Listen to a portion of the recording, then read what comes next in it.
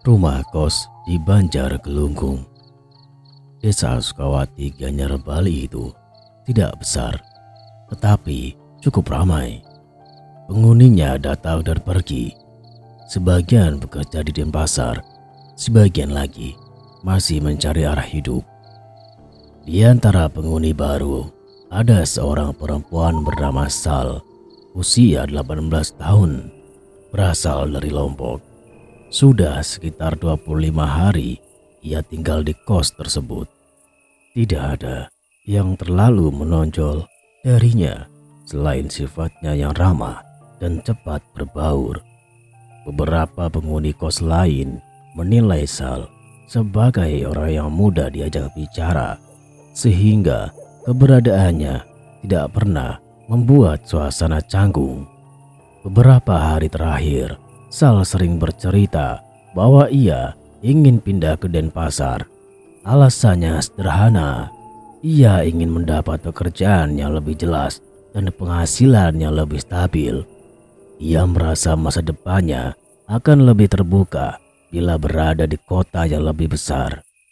Keputusan itu membuat beberapa penghuni kos lain berniat merayakan malam terakhirnya di kos itu. Tidak ada persiapan khusus, hanya rencana minum bersama di halaman kecil tepat di depan bangunan kos. Malam itu, sekitar pukul 23, Sal bergabung dengan 4 pria yang tinggal di kompleks kos yang sama. Mereka membawa arak yang dicampur minuman energi. Semua terlihat rileks, suasananya seperti perayaan kecil yang sifatnya spontan. Sal yang biasanya tidak minum terlalu banyak ikut menikmati suasana. Ia merasa tidak enak menolak ajakan orang-orang yang selama ini membuatnya merasa aman di tempat perantauan. Semua tampak normal, tidak ada tanda-tanda yang membuat Sal curiga. 4 pria itu tampak sudah terbiasa minum arak. Mereka menuang gelas demi gelas sambil bercanda. Obrolan mereka mengalir ke banyak hal, pekerjaan, rencana masing-masing, sampai cerita lucu yang mereka alami saat tinggal di kos. Sesekali, Sal tertawa mendengar lelucon mereka. Malam itu seperti perpisahan yang wajar, semacam malam santai sebelum masing-masing kembali ke kehidupan masing-masing esok hari. Namun semakin larut, suasana perlahan berubah. Sal mulai terlihat tidak stabil setelah beberapa kali meminum campuran arak yang cukup kuat. Nafasnya berat, fokus matanya sering hilang. Salah satu penghuni kos sempat menyarankan agar Sal berhenti minum, tetapi sisanya menganggap itu hanya efek biasa dari alkohol. Mereka malah menyodorkan gelas lagi sambil bercanda bahwa mumpung malam terakhir. Hawa malam di Sukawati terasa lembab, tetapi tidak mengganggu. Lampu halamannya redup, membuat suasana tampak tenang. Setiap suara kendaraan yang lewat terdengar jelas karena jalan di depan kos tidak begitu ramai pada malam hari. Di balik suasana sederhana itu, Sal mulai benar-benar kehilangan kendali atas dirinya. Ia mencoba berbicara, tetapi kata-katanya sudah tidak begitu jelas. Ia berusaha berdiri, namun kehilangan keseimbangan. Salah satu dari pria itu menampaknya agar tidak jatuh. Pada titik ini, Sal sudah tidak lagi memahami apa yang terjadi di sekelilingnya. Ia hanya tahu kepalanya berat dan tubuhnya sulit digerakkan. Posisi duduknya sering berubah karena menopang tubuhnya di meja kecil tempat mereka meletakkan botol minuman. Keempat pria itu saling berpandangan. Ada satu yang awalnya terlihat ragu dan menyarankan agar Sal diantar ke kamarnya. Yang lain mengangguk setuju, namun bukan semata-mata karena niat baik. Kelelahan dan mabuk membuat keputusan mereka tidak jernih, dan suasana malam itu mulai bergerak ke arah yang jauh dari wajar. Dalam kondisi tubuh yang sudah tidak seimbang, Sal diangkat oleh dua dari mereka menuju pintu kamarnya. Langkah mereka tidak terlalu cepat. Mereka memastikan tidak ada penghuni lain yang lewat atau melihat. Lorong kos itu sunyi. Hanya suara sandal yang bergesekan dengan lantai semen yang terdengar. Kamar Sal berada tidak jauh dari halaman. Pintu kamarnya tidak terkunci karena sebelumnya ia memang keluar dengan terburu-buru karena dipanggil untuk ikut berkumpul. Di dalam kamar, suasananya gelap karena lampu belum dinyalakan. Salah satu dari mereka menyalakan lampu kecil yang ada di dekat kasur. Cahaya redup itu mengisi ruangan yang sederhana. Kasur tipis, tas pakaian di sudut ruangan, dan beberapa barang pribadi yang belum sempat dirapikan. Sal diletakkan di atas kasur dalam keadaan setengah sadar. Nafasnya tidak teratur. Ia memejamkan mata karena kepalanya terasa berputar tajam. Kemejanya kusut akibat ia kehilangan keseimbangan saat masih berada di halaman. Rambutnya menempel di pipi dan dahinya karena keringat. Awalnya, kelima orang itu hanya berada di kamar untuk memastikan Sal tidak jatuh dari kasur. Namun seiring waktu, atmosfer di ruangan mulai berubah. Alkohol membuat pikiran mereka kabur. Gerak-gerik mereka tidak lagi wajar. Pandangan mereka tertuju pada Sal yang tidak berdaya. Ketegangan kecil mulai muncul di antara empat pria itu. Ada satu yang berkata pelan bahwa mereka harus pergi dari kamar itu dan membiarkan Sal beristirahat. Tetapi suara itu kalah oleh bisikan keinginan mereka yang lain. Dalam kondisi mabuk, mereka tidak memikirkan konsekuensi panjang. Beberapa dari mereka mulai menunjukkan tanda-tanda niat yang tidak pantas. Sal yang tidak sadar penuh tidak bisa mengendalikan situasi. Setiap kali ia bergerak kecil di kasur, tubuhnya kembali limbung dan jatuh ke posisi semula. Pikirannya kabur, hanya samar-samar mendengar suara mereka berbisik. Ia tidak memiliki tenaga untuk mengangkat kepala atau membuka mata lebih lebar. Dunia terasa berat dan lambat baginya.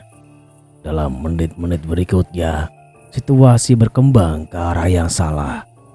Keempat pria itu membuat keputusan buruk yang nanti akan mengubah hidup mereka semua. Mereka tidak berpikir jernih. Mereka tidak memikirkan bahwa apa yang mereka lakukan tidak hanya melanggar hukum, tetapi juga menyakiti seseorang yang tidak mampu melindungi dirinya. Namun, tidak semua terjadi dalam sekejap. Kondisi Sal yang tidak berdaya itu menjadi awal dari rangkaian peristiwa panjang yang nanti akan membawa kisah ini ke jalur balas dendam dan teror yang jauh lebih gelap dari apapun yang ada di pikiran mereka malam itu. Di luar kamar, suasana rumah kos tetap sepi. Angin malam bergerak pelan melewati celah-celah jendela dan tirai kamar Sal. Lampu-lampu di lorong sudah dimatikan sejak pukul 22, sehingga satu-satunya cahaya yang tersisa hanyalah lampu kuning redup di dalam kamar Sal. Tidak ada saksi lain malam itu. Tidak ada orang yang mencurigai apapun. Rumah kos itu berdiri diam, menyimpan awal dari sebuah tragedi yang akan tumbuh menjadi cerita panjang penuh rasa bersalah, ketakutan, dan pencarian keadilan. Malam itu menjadi titik awal dari perubahan yang tidak bisa dibalikan. Sal tidak mengetahui apa yang terjadi sepenuhnya, namun tubuhnya menyimpan jejak kejadian malam itu. Sementara empat pria tersebut akan membawa rasa cemas yang perlahan berubah menjadi bayang-bayang ketakutan seiring berjalannya waktu. Mereka tidak menyadari bahwa apa yang mereka lakukan bukan hanya menciptakan masalah hukum, tetapi juga membuka pintu pada sesuatu yang akan menganti mereka lama setelah peristiwa itu berlalu. Itulah awal dari semuanya.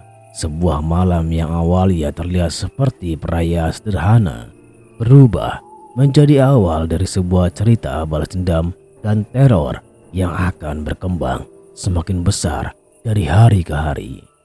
Sekitar pukul 1.30 dini hari, suasana di halaman kos sudah jauh lebih sunyi. Musik dari ponsel salah satu penghuni kos sudah dimatikan sejak lama. Hanya suara motor sesekali terdengar dari kejauhan. Arak dalam botol hampir habis. 4 pria sudah kehilangan kendali. Cara mereka berjalan tidak lagi stabil. Cara bicara mereka mulai tidak jelas dan mata mereka tampak berat karena alkohol. Sal yang sejak 1 jam sebelumnya sudah tidak bisa duduk tegak, terkulai lemah. Kepala dan tubuhnya tidak lagi mengikuti gerakan dengan seimbang. Setiap kali ia mencoba mengangkat tangan, gerakannya melayang tanpa arah. Nafasnya berat. Ia bahkan tidak bisa fokus untuk memahami apa yang dibicarakan orang di sekelilingnya. Salah satu pria mengangkat wajah Sal untuk memastikan kondisinya. Reaksi Sal lambat, pandangannya kosong. Ia sudah tidak lagi dalam kondisi bisa membuat keputusan apapun. Tubuhnya sepenuhnya bergantung pada orang yang menyentuh atau memindahkannya. Disinilah konflik mulai bergerak ke arah paling buruk. Mereka memutuskan membawa Sal masuk ke kamar. Keputusan itu dibuat dalam kondisi mabuk berat, tanpa pertimbangan logis, tanpa empati, dan tanpa kesadaran bahwa apa yang mereka lakukan adalah tindakan kriminal yang menghancurkan hidup orang lain. 2 orang memegang tangan Sal, 1 memegang bahunya, dan 1 lagi membuka pintu kamarnya. Lorong kos itu sepi. Penghuni lain sudah tidur sejak lebih awal.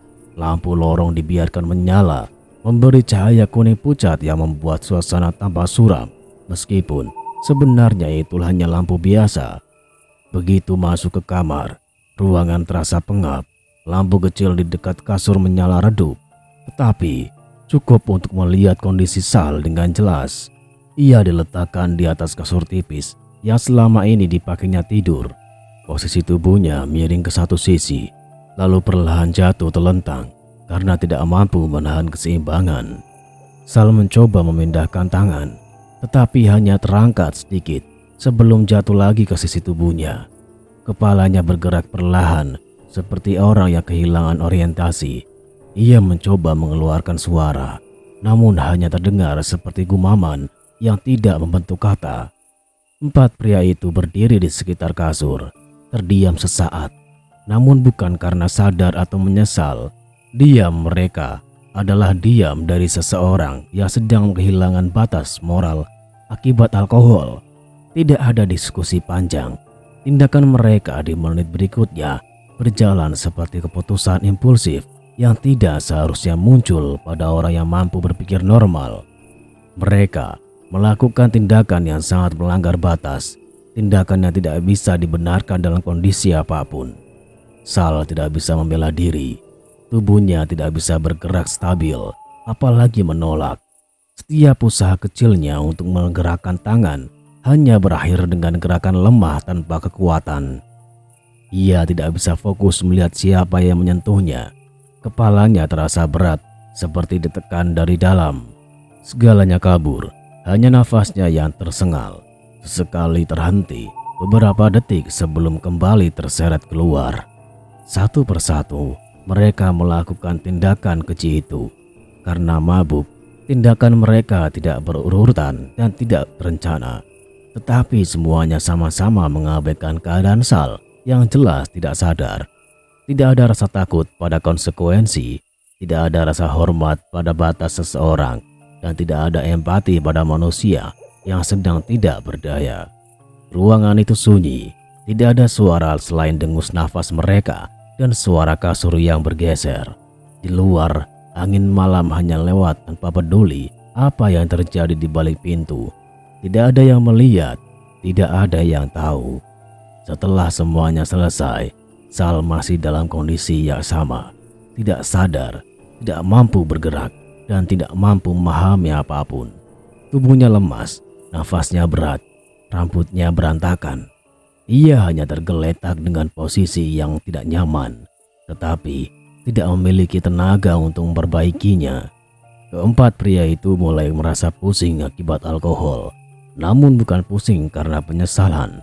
Pusing itu hanya efek minuman yang sudah terlalu banyak. Mereka keluar dari kamar dengan langkah sempoyongan. Pintu tidak ditutup rapat. Mereka tidak peduli.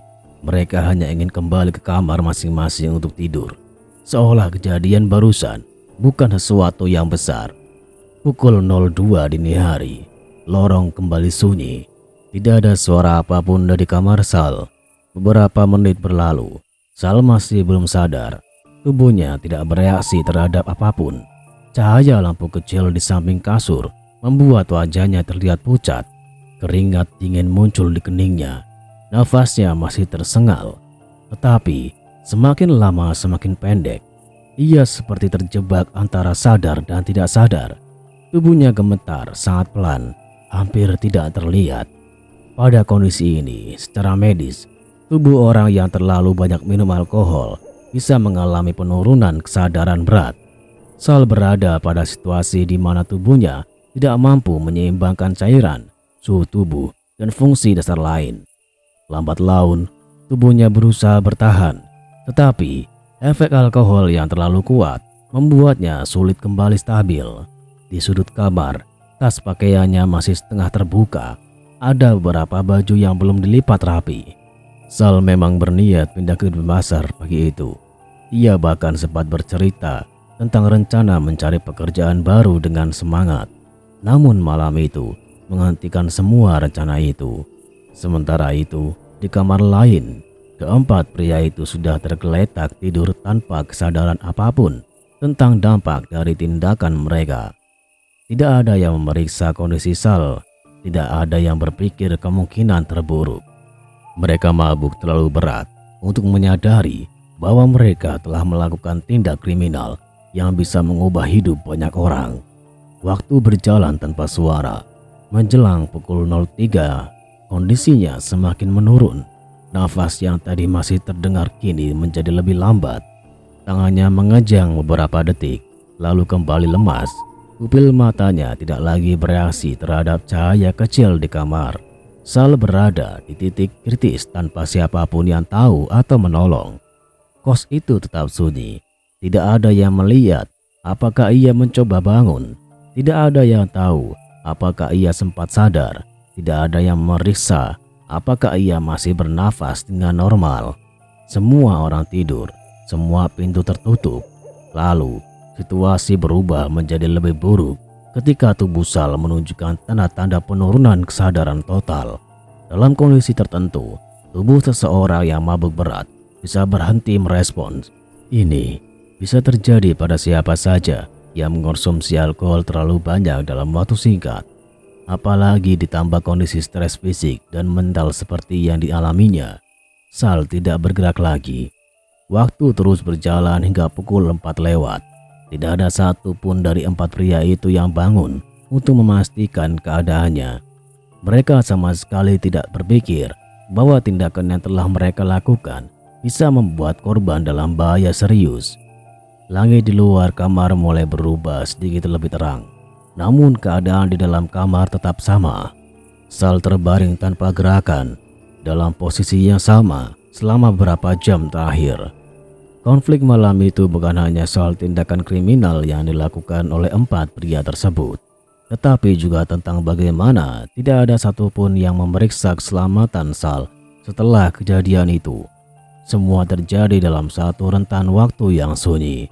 Dan justru itulah yang membuat situasinya semakin berat. Tidak ada saksi, tidak ada suara, tidak ada bantuan. Yang tertinggal di kamar itu hanyalah tubuh seorang perempuan 18 tahun yang datang jauh-jauh dari Lombok untuk mencari kehidupan baru, tetapi justru mendapatkan malam paling kelam dalam hidupnya. Dan malam itu belum selesai membawa konsekuensi, karena mulai dari titik ini semua hal akan mengarah ke tragedi yang lebih besar. Tragedi yang menantinya memicu rangkaian peristiwa balas dendam dalam bagian cerita berikutnya. Hendra Suraturahman menjadi orang pertama yang memanfaatkan keadaan Sal. Ia mendekat tanpa ragu sedikit pun. Cara ia bergerak menunjukkan bahwa pikirannya sudah sepenuhnya dipengaruhi minuman keras. Tidak ada pertimbangan, tidak ada moral, dan tidak ada kendali diri. Yang ada hanya dorongan buruk yang muncul dari keadaan mabuk berat dan keinginan untuk mengambil kesempatan dari situasi paling tidak manusiawi. Sal tidak bisa merespon. Kepalanya berat, pandangannya kabur, dan tubuhnya hampir tidak memberikan reaksi apapun.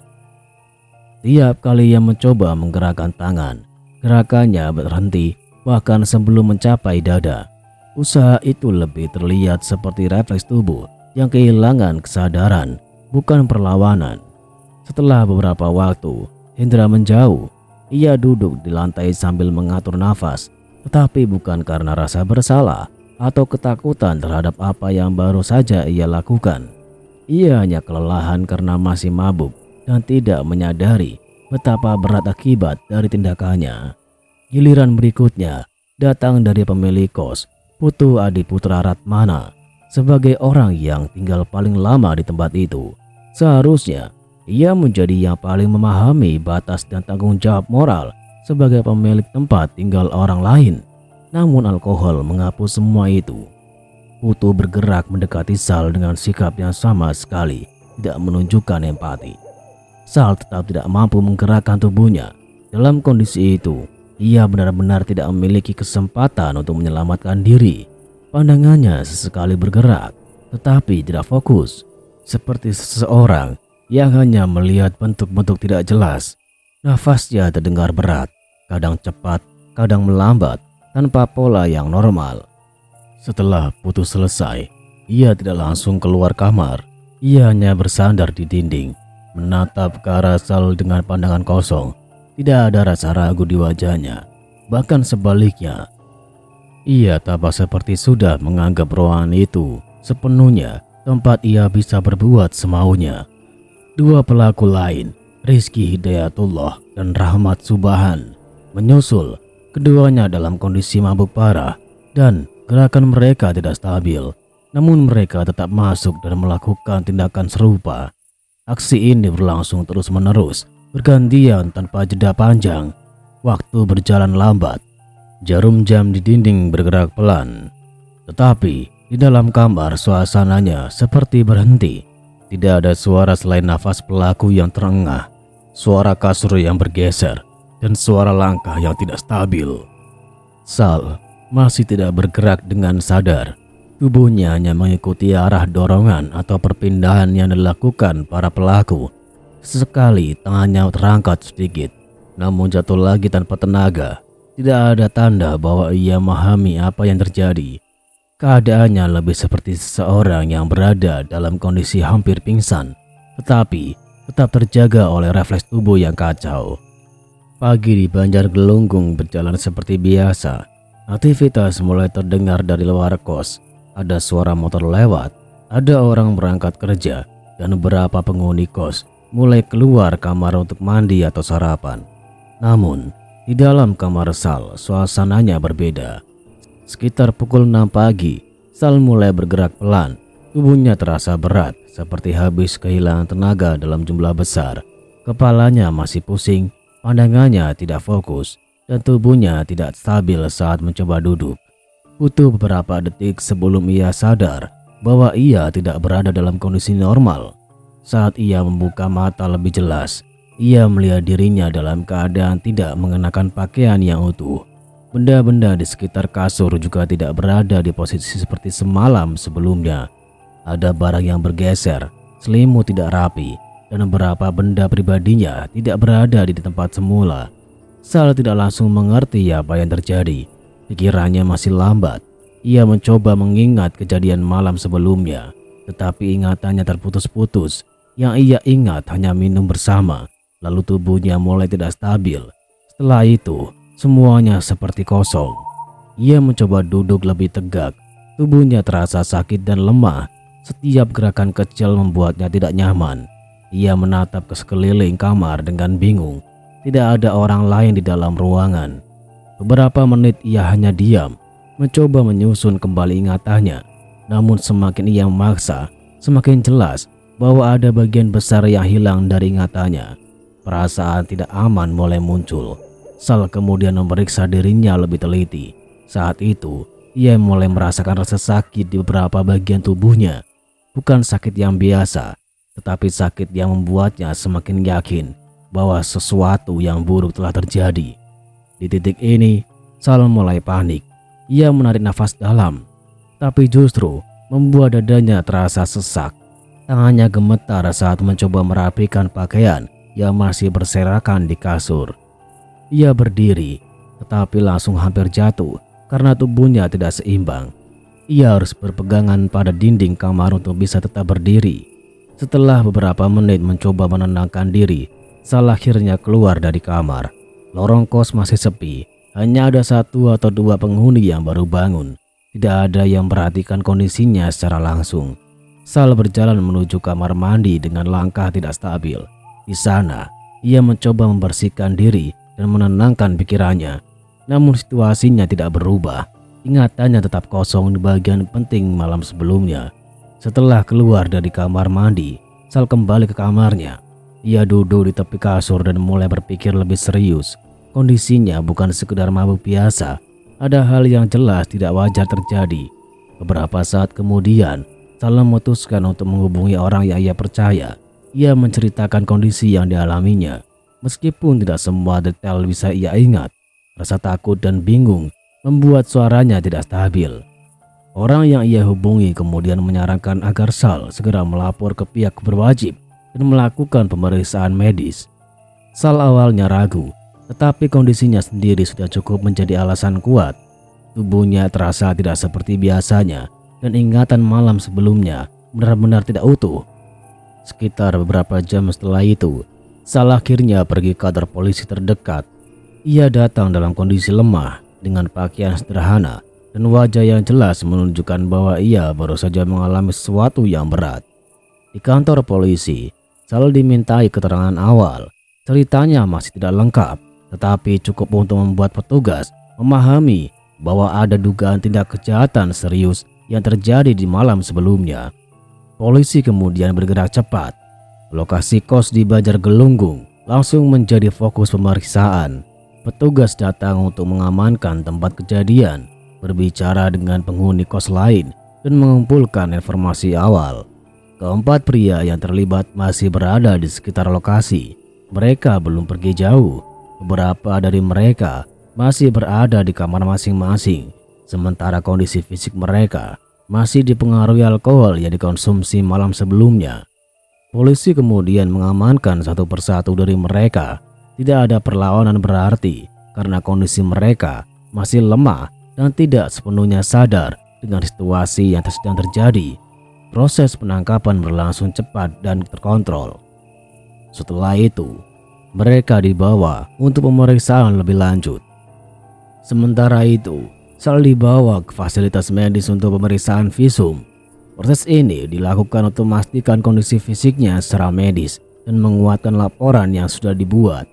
Hasil pemeriksaan menunjukkan adanya tanda-tanda luka pada tubuh Sal, termasuk pada bagian siku dan area tubuh yang menjadi perhatian utama dalam kasus ini.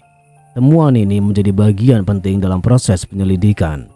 Dokter yang melakukan pemeriksaan juga mencatat bahwa kondisi Sal sangat lemah akibat kombinasi antara konsumsi alkohol dan tekanan fisik yang dialaminya malam sebelumnya. Semua hasil ini kemudian diserahkan ke pihak kepolisian sebagai bukti awal.